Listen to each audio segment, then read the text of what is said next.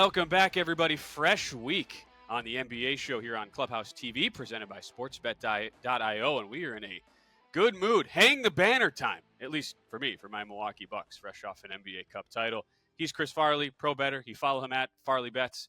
I'm Ben Wilson, and another solid week for us, Chris. Just trying to stack winning weeks, 3-0, and a lot of those bets did involve the aforementioned NBA Cup. Having said all that, I don't think either of us could have foreseen what actually happened in the title game, and it's probably a good thing we were not betting on that game, because I think we probably would have been on the Thunder, and they lose the game outright, even though the betting market was on them from start to finish in that game that we just saw on Tuesday night. So, man, what an NBA Cup, though, and I have to debate, do I buy a championship banner? Do I put it in my house right up next to the 2021 title banner? I don't know. I'm kind of leaning yes, though, Chris. I'll let you be the judge.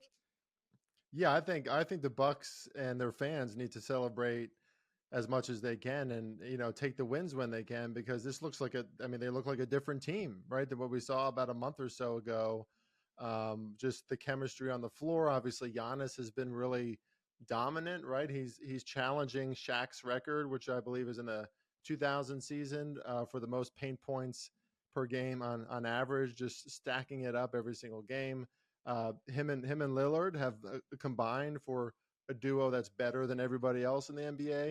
And then, of course, having Chris Middleton back and just getting back to some basics on defense has really benefited them. I was pretty surprised, though. I think I tweeted that out. I was pretty shocked by the results because, we talked about it on last week's show. I thought that OKC's speed,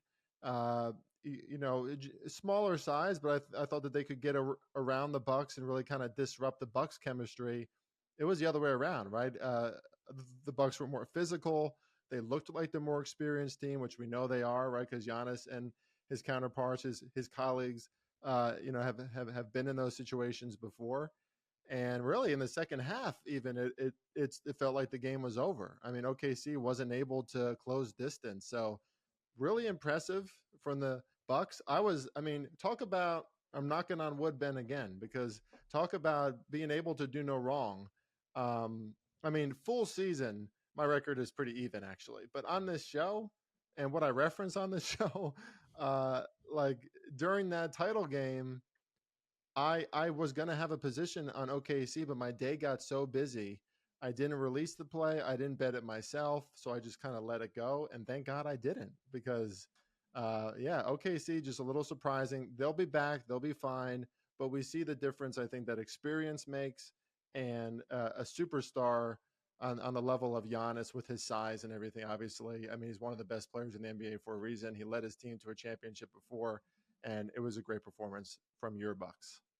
Hey, when you're hot, Chris. And that even extends to not making bets that would have potentially been losers. Sometimes the best bets are the ones that you do not, in fact, actually make as the Bucks get the win. And certainly a lot of that had to do with an OKC team that only hits 4 of 26 threes. That will also always be a huge factor, especially in the three-point heavy nature of the NBA. So not to say OKC is not good enough to make a deep run. They are still power rated incredibly highly by basically everybody who tracks this stuff, you included, Chris. And we'll talk about them here in a little bit. They are in one of our marquee matchups for the Friday slate that we'll talk about later on, as are the Bucks, who take on Cleveland on Friday. So both of those teams, not an easy come down from the NBA Cup, as we'll discuss here in a second. My big takeaway, just from the betting side of it, I was stunned that not only the two semifinal games, but the championship game, all three games, Chris, got steamed to the over. People could not line up fast enough to bet over as we got game day money coming in. I ended up playing that Bucks Hawks under for the semifinal. I thought I was going to get a great number. I bet it under 231.5. All the reasons we discussed, thinking, okay, yeah, the rest of the bettors will see what we're talking about. And no, it was the opposite. We got faded, and that number closed more like 233.5. Was a dead under. You never felt for a second, outside of maybe a quick spurt in the second quarter when the pace picked up, you never really felt like that under was ever in danger. It closed way, the total ended up finishing way below that closing number. Same deal with the Rockets Thunder in the second semifinal. Same deal with the Bucks and the Thunder in the championship game. I wonder if there's anything to take from that more than anything. I think in a general sense, sticking to your principles is a better. We've talked about this before, Chris, but not getting fazed by what the market is doing, sticking to your principles and your convictions on stuff. But in these games that matter a lot, where the players will be invested, the defensive season-long stats oftentimes just don't carry as much weight. And we totally saw that play out in the 3 Cup games that were in Vegas. Yeah, it's exactly right. And I don't have all the numbers in front of me. I'm glad that you asked me this question though, because I mean there was a time where I worked. I mean, I say worked. I was a volunteer for a little company called Sports Wagering University. It doesn't exist anymore, but we had a class on this. How the NBA regular season to the playoffs is so much different. And now at that time we had all the numbers to kind of compare it. But you see it every single season. And I said it on last week's show as well, that even though some teams might not show their best efforts on defense throughout the season, and I do believe some of that is on par with the rest management that we're seeing, right? Maybe players just less inclined to be as physical as they would be in the playoffs. Like they're just trying to get to the playoffs, right? And to be competitive for an NBA title. Once they get there, though, throw all those injury concerns and rest management out the door. You see the physicality, you see how tough every shot is. And let's face it, these are some of the top athletes in the entire world. If anyone's played basketball before, you know how exhausting it is to be on that court for a full game. These are dudes that do it, for their entire life and for their profession. So they're able to put out that energy to be on both sides of the court and play at their best on both sides of the court. So you just see that pretty consistently. Even teams that you're like, the Hawks aren't necessarily a great defense. The Bucks are typically not a great defense early in the season either, but they were both putting forth full effort in those series. Now, I'm glad you asked that question for another reason, because following something like that, which we don't have a following after the NBA playoffs, right? It's the season's over. Exactly. But last year we saw a very obvious uptick in points after the NBA in-season tournament. And this year I expect the same thing. Last year, in 2 days following the NBA in-season tournament, so over 18 games, the average points per game was 237. So, the average NBA total is, it's around maybe 216, 220, like it's in between there. Usually, there are still some teams that play slow, like even last year, the Magic had a low scoring game, the Rockets had a low scoring game. So it's not across the board, but we saw outrageous totals after the NBA in-season tournament last year. We are recording this on Thursday. We're talking about the Friday games, but I do think that this applies to like all the games right after the NBA Cup, because a lot of teams are going to go back to that same modality of not being too physical, don't want to get injured, and don't want to play that great of a defense. So, don't just blindly bet all the overs necessarily, but Right. if you see some lower numbers out there and teams, especially like the Kings, who have been doing way better on offense, you might want to consider an over. That's a great thing to look at, especially because a lot of people will hear what we're talking about, and it's great to do the autopsy of what happened. But always the retort is, all right, well, how does this matter? What can I take away to actually bet day to day? And that is the best takeaway, I would say, Chris, going forward here. I'm just looking at my odds screen here. We're recording before the games tip off tonight, so we don't know the results yet. But there have been a couple here that have, I think some bettors are thinking the same way you are, that have gotten pounded here to the over. Indiana, Yep. Phoenix, one of them, which makes a lot of sense. Hawks, Spurs, Hawks very much an over team. The Blazers and Nuggets has gotten the biggest total move of almost 7 points tonight. So clearly an indicator that that is going to be part of the betting market. And we've seen the market. It's not like this super efficient vehicle that sometimes gets talked about. The odds makers are doing their guesswork just like bettors are sometimes. And this stuff, especially with the ebbs and flows of a season, now that we have the cup, that has added just a new wrench. And it's an opportunity whenever you have things that are not normal, that are new additions. It's a great chance for us as bettors. So I think I'm going to get that banner, Chris. I will order it. I wasn't in Vegas at my house to celebrate over the weekend. I missed you. You cashed in your big check over there for your circa quarterly millions win. But I think I'm going to do it. We got to hang the banner. I would be way more conflicted if the Bucks had not won a title in my lifetime, and this was like the one chance. It would be a weird feeling, but I'm glad I can go all in here, Chris. So hang the banner. Let's go, Milwaukee Bucks. Yeah, and for what it's worth, I think it's going to benefit both temes, right? It's an exercise in like a playoff like atmosphere for OKC, and they did fantastic throughout the entire tournament.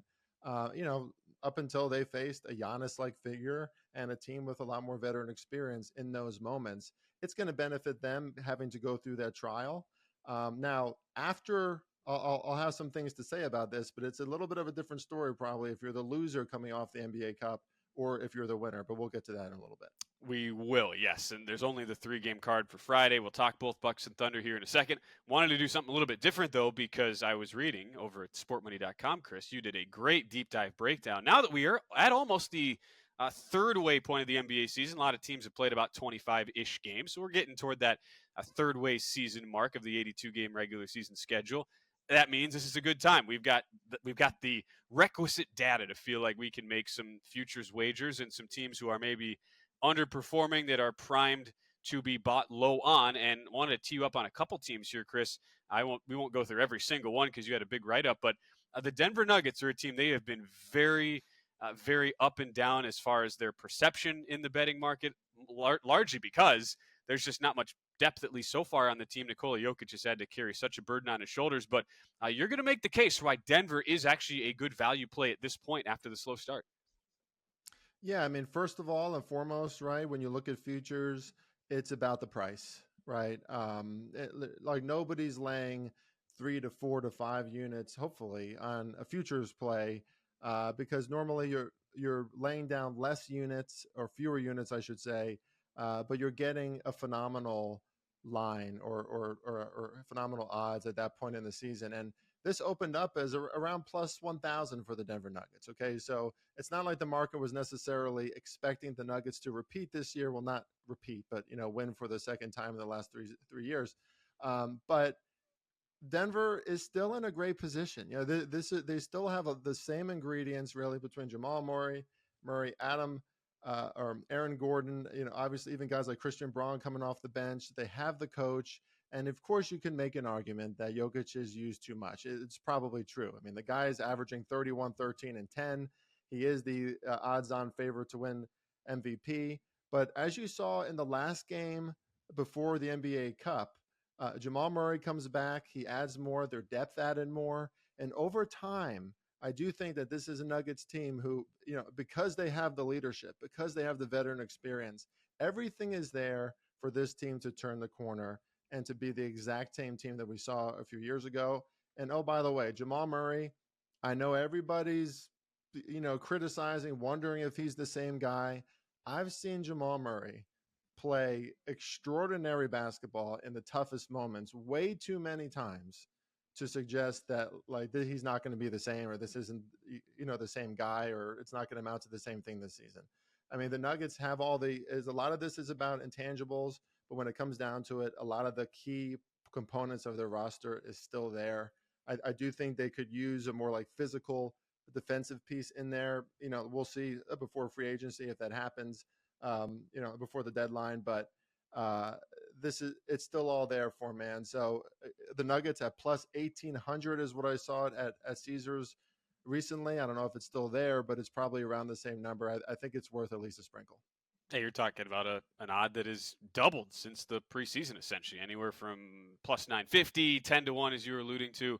And again, a team you figure is at the very least going to be in the playoff mix. And Nikola Jokic will drag and claw and carry that team as far as humanly possible. I don't know if it'll be enough to win the title. I have my doubts, but with the number you're getting now, Chris, as you allude to, there is a great opportunity to monetize that as a result. So that's a future we wanted to throw out. Also, one other one before we switch to our games here and our marquee matchups for Friday.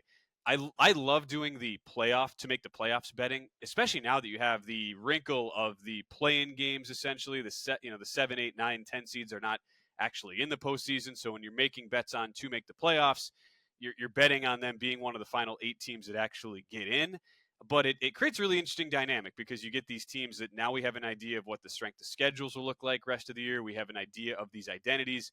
And I love where you're going here as we talk a team that is a relative long shot to even get in, but has shown really good promise and has been trending upward really over the last month or so. Yeah, Victor Wembanyama and those San Antonio Spurs. Things could get really interesting for this team. And I think it's going to start this season. We've already kind of seen it, right? Last season was Wembanyama's first year in the NBA, right? Give him time, right? Not as many minutes, but all these things are increasing. I think Greg Popovich is open to seeing the next iteration of this team, and they're certainly competing at a different level. Now, it hasn't been perfect. The offense can certainly struggle at times, but what it boils down to is number one, right? When you think about anything, as it relates to the playoffs, it's not just about the team that we're talking about, right? It's about the other teams involved. The Western Conference is just not the same right now, at least the way that it looks, right? Denver has struggled right out the gate. The Timberwolves has struggled out the gate. The Golden State Warriors seem to be devolving a little bit, like it's not working like they thought it would. And I'm not sure that Dennis Schroeder is going to solve that problem for them. I'll say some things about that on another show, but he's kind of a disruptor. Like his energy is interesting. I think there's a reason why he moves around a lot, because he's not the easiest fit on most teams. So anyway, we have a Western Conference that's not quite as elite or untouchable as it used to be with their top 4 or 5 teams.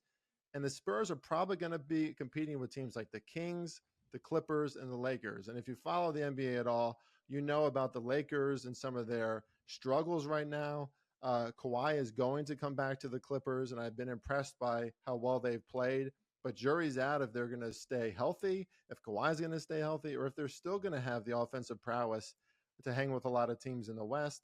And then you got a team like the Sacramento Kings, who have very much been up and down. They look better recently, but they're a really good 2-point shooting team, but so far they've been really lacking from beyond the arc. And the Spurs have a lot of young depth, players who are learning and evolving together. And when you have a star like Victor Wembanyama, who everybody you see when he's on the court and when he comes back after injury, everybody plays better, right? Because they know that like they have a Michael Jordan on their squad, like they have a LeBron James, they have a guy who everybody knows is one of the top stars in the NBA already, maybe one of the faces of the NBA in the future. So the whole team gets better, and obviously he has a huge matchup advantage in pretty much every game that he has against whoever he plays against. So this is a team with a lot of promise. I do need to say I wish we were getting a better price. I think plus 500 is actually very fair. That might have actually come down. I didn't check the opening odds, but for what it's worth, I like it, and I even like it as like a solid 1-unit play, not even half a unit or anything like this. This is a team who I think is going to continue to grow throughout the season, while a lot of other operations in the West could be devolving. Let's go. I like it. Lock it in. And especially when you talk about injury atrophy, so to speak, for teams as we get into the second half of the season. San Antonio is a great candidate to take advantage of a lot of those sorts of teams. With how hard they play, with the defensive focus, it's really, the question has always been the offensive efficiency. And it seems like identity-wise, they're starting to lean into that a little bit more as a team that's taking smarter shots and more focused, especially Victor Wembanyama, more in on the paint area. So I love it. We give out a 5-1 play for you. Spurs. That could be a little stocking stuffer, a little Boxing Day gift. I don't know. I'm trying to think here. A little Secret Santa. I love doing that. You give like a $50 ticket at good odds, and that gives somebody something to root for and a good payout potentially as well. So I like that. Spurs 5-1. You know what? Little Nuggets 18-1. Ben, that's a great idea. I've got some extended family in my family who they're always like, they're like making fun of me for watching sports. So like, you're such a sportso, blah, blah. I'm going to give them a future bet so that they have to be a little more involved. I bet their opinions might turn around a little bit. Pro tip. That is, I'm in my first white elephant event this year, and my gift. I'm in St. Louis, Missouri right now. A lot of Chiefs fans. Like, do I think the Chiefs are going to win the Super Bowl? No, but hey, if there was ever a year to give a bunch of people who are rabid NFL fans or Chiefs fans a 5 to, even if it's like 5-6 to 1, this would be the year to do it. So even if it's not a bet you totally believe in, I still say go for it. Go all in. It's a good gift. They're pretty good. And you could make somebody really, really happy depending on the outcome, and maybe teach them a lesson or two. Back to your teaching days, Chris, if they want to figure out how to monetize that thing properly, right. At least as far as the futures go. All right, let's go to the Friday slate. Unfortunately, as I'm looking at my odds screen, no lines out yet for these games. There's only 3 of them: Charlotte at Philadelphia. Charlotte coming off a back-to-back. They're taking on Washington on the road on this Thursday night. Milwaukee at Cleveland. That's the only game where you don't have any teams off the back-to-back. And then Oklahoma City at Miami. Okay, man, what a brutal stretch for OKC. You go full NBA Cup gauntlet. You come out of that bludgeoning loss to the Bucks in Vegas. Now you go cross-country. You go at Orlando, at Miami, back-to-back. I know there's no line here, so I can only just say it's a lean, Chris, but situationally, man, and the market is very pro OKC for the Thursday game. We're recording this; we don't know what happened yet, but that went from OKC -4.5 at Orlando out to 6.5, 7. So as much as I would assume there's probably a bounce back effort here, game one for OKC, those are some really pain in the ass teams to have to play like back to back to back in a high stress week. So I definitely lean Miami, a team who has been a top 3 offense over the last 8 games, and Jimmy Butler playing at a really high clip with his name being floated around in all sorts of trade rumors here ahead of the deadline. He's shooting 45% from 3 in that span, up from 35% for the season. So Miami would be a strong lean for Friday night. That's just a gauntlet for OKC, but obviously with no number out there, I can't go ahead and give that out yet, at least as a best bet. Yeah, honestly, I can't add too much to what you just said there about that game because I totally agree. I actually like a little bit more of the Thunder and Magic on Thursday night, but obviously, when our audience is Yeah. watching the show, that'll be over.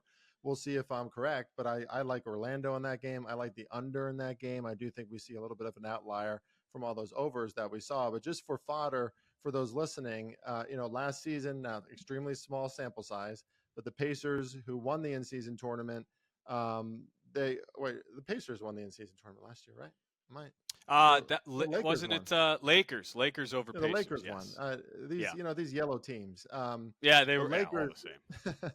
Yeah, the winner of the tournament ended up losing to the Mavericks after the title game. Now, just by 2 points, and the Mavericks are a pretty good team. Whereas the Pacers responded and put a 131 on the Pistons after losing in the NBA in-season tournament final. So take that for what you will. Again, very small sample size, but I don't like these spots for OKC. I mean, you just were embarrassed against the Bucks, right? Like couldn't even get close to 100 points in that game, with a well-oiled machine up until that point. Now you got to face 2 of the most physical blue-collar teams in the NBA between the Magic and the Heat. OKC has got to be hurting after the NBA Cup because it's just like we see it, right? There's just a little more contact involved, which a lot of these players probably aren't used to as much in the regular season. Miami's been playing really well. I mean, they're very well balanced lately, 9th in net rating over their last 10 games. So this is a Miami team that's feeling themselves. They're going to be at home. Now, they do have Orlando on Saturday, but that's at Orlando. It's an easy back-to-back as far as travel goes. I'm Yeah. not worried about the Heat. This could be a spot, too, for OKC to rest players. So I would watch out for that. I have Miami as the favorite in this game. So if you're getting Miami as an underdog or even a short line as a favorite, now, of course, if you are getting them as a favorite, that might suggest that there's some OKC players that are sitting. I don't know, but we got to give some respect to Miami at some point. They're playing well, so yes, I would only look towards Miami. I think they're going to win that one by more than 2 possessions. I mean, especially if OKC plays well on Thursday, that is a super circled spot for them. 2 Yep. really tough games in a row. I'm totally with you. And yeah, it's a shame we can't put this in as a best bet since there's no line, but definitely keep that in mind. I realize for the old Heat culture crowd, we make fun of that a lot because it can't be quantified numbers wise, but they just find ways, man, to stay competitive no matter what. And now, especially with Jimmy Butler's name being floated around as a guy on the trade block, he has really stepped up his game as he's gotten back to full health here over the last few weeks. So we're in lockstep there. Meanwhile, Milwaukee goes to Cleveland. Cavs have beaten the Bucks twice already this year. I don't know. I don't think they're doing the ticker tape parade, drinking Miller Genuine Draft out of the cup there on a frigid December day in Milwaukee, Chris. Having said that, you kind of figure there might have been a late night at the craps or blackjack table there in Vegas after the win for the Bucks. They were in an awfully festive mood, and I don't blame them. Like I said, hang the banner, but that I'm sure Cleveland is they are licking their chops to welcome in Milwaukee to their fortress where the Cavs have been so good at home, one of the best home teams in the NBA who've controlled that matchup so far. Like, I'm not going to go running to the window to bet Cleveland, but that's not a very good spot to say the least for Milwaukee in their first game off the cup win there. Yeah, this is a marquee game too, so I'm sure everybody listening to this show, if you're an avid NBA bettor, you're going to want to bet this game. I would just avoid it personally. I think it's just a really tough one from like a psychological perspective. The market has never been higher on the Bucks, right? I mean, they completely seemingly turned their season around. Now they're performing really well together. Like they're talking about, records for Giannis. Like he's trying to chase this only NBA player to average 30, 10, and 5 for 3 straight seasons. Shaq is getting a little worried about that. So Right. there's a lot of positive discussion about the Bucks right now, but the Cavs, where Giannis thrives is the paint, obviously, right? In the way that he can drive physically. But the Cavs are one of the best teams defensively in the paint, only allowing 46.5 points per game, which is sixth, I believe. And their opponent 2-point shooting percentage is fourth at just 51%. So, unless Milwaukee just goes off from beyond the arc, this is probably a game to look at Cleveland or to lean towards their direction. I'm just going to be really interested to see what the spread is going to be in this game, because while Cleveland has been very consistent, very well balanced, there's no change. I mean, they're still one of the top teams in the NBA statistically in every way. Again, the market has to be extremely high on the Bucks after that. So I would expect a little more love, Phil, for Milwaukee, but I wouldn't invest on the Bucks at this point, and I'm going to stay away from the Cavs. And just in case the Bucks are still riding that very high momentum coming off the big win. Sure. No doubt. I think that's a good way to put it. Good stay away game there for Friday. As far as some of the weekend spots, we have, just glancing at the odds screen, I believe almost every team, if not every single team, in action on Saturday, with the exception of a couple. So you're going to have a good amount of back-to-backs. Interesting situational angles there, Chris, as we wrap up here. What stands out now that we're back, we're out of the NBA Cup. There's really no rest advantages here for the Thursday games, but there will be some as we get into Saturday and then Sunday as well. Yeah, it looks like the Lakers and the Kings have they face each other? Yeah, they face each other twice. I mean, that's a back-to-back at Sacramento. I think we're going to see the best version of the Lakers that we've seen in a long time on Thursday, but I think that's going to amount to a lot of points. And if that's exactly what we see on Thursday, like, Lakers team keeping it close or winning and a lot of points, I would just avoid that Saturday game, because you just don't know in the second straight game against the same team how that's going to go. Both for Orlando and Miami, coming off, Miami's going to come off that game against OKC. Orlando is just always a low scoring total team. So I'd be looking at an under in that one. There's going to be just probably two tired teams there and two better defenses than offenses. But other than that, I mean, it's tough right now, because these teams often come out with a different juice, a different energy after all this rest. And I want to see what they look like on Thursday and Friday first. That I don't want to say more than that, just because I don't want to lead our audience in the wrong direction. But I will say, watch out for the 76ers, who are going to be without Embiid until the 23rd of December, I believe. But, they face the Hornets on Friday, which is kind of that's a nice matchup, right? If you're going to be without Joel Embiid, you could probably still easily win that game. But then they turn around and they face the Cavs on Saturday, and I think you're going to get a really nice line on the 76ers. It could be double digits. But this is the time of the year where the 76ers are going to want to turn it around. The Cavs are going to be off a back-to-back and probably a more physical game against the Bucks. So I might look at the 76ers on Saturday if I like what I see on Friday from that team. But it's tough for both programs. I think the 76ers might be a little better without Embiid right now. He's shooting 41%, 20 point. I think he's at 28 and 4 or something like that. He's just not the same. So I would expect the fast-paced 76ers team to give the Cavs a few problems. And you're talking about a team at the absolute bottom of the barrel, market pricing wise, and that will be a great talking point, because we are to tee up our next show here. I'm excited for this, Chris, because Monday we'll record. It's one of the biggest days in the NBA calendar, Christmas Day. Next week, we get 5 games. Philadelphia is one of those 5 games. And what's great for us is lines have been out since summer. So it'll be a great exercise. We can compare in our show next week where lines have gone. If the movement is too much, there's a couple games, one game in particular I'm already looking at. I'm like, how is this line not moved anymore, with one of these teams being very disappointing? But yeah, the Philly-Boston line, as you would imagine, has moved a ton since the summer, and we'll be back to break that down. Bucks, Bucks got the shade. No Christmas Day game for the Bucks for the first time in a few years. So Giannis took notice. That's my big takeaway. He knew that. He's like, all right, I got to go out and win this NBA Cup thing, prove the doubters wrong. But I'm pumped for that, Chris, and we'll have a busy week next week, because I believe we're recording both the NFL and NBA shows here on Monday, correct? Yeah, I can't wait, man. Christmas. Of course, now we have NFL and NBA on Christmas. I'm used Yeah. to the NBA games on Christmas, but man, I got to track both of those now. It's going to be a pretty busy slate, but a lot of great games on Christmas in the NBA too. So, it's tough, Ben, because I know my family, we're like, should we watch Elf? Should we watch, the Christmas movies are going constantly. So now I have to I have like know. multiple TVs. I mean, there's no other way. It's not optimized for people with families because yes, my family will undoubtedly hate me as well on Christmas. That'll be there are going to be some business decisions that have to be made. That's We right. got to figure that out. Get the multi-view going there if possible. Anyway, will be really fun when we come back. Only the 3 games here for Friday, but we got a loaded Christmas Day slate as well. So be tuned for that. Our show next week, it'll be much earlier in the week, breaking down all 5 Christmas Day games for you as well. Big thanks also Sam Hart, our outstanding producer, as always, here on the show. Big thanks to our presenting sponsor, sportsbet.io. As we wrap up this edition of the NBA Betting Show with Chris Farley, I'm Ben Wilson saying so long. We'll see you next week.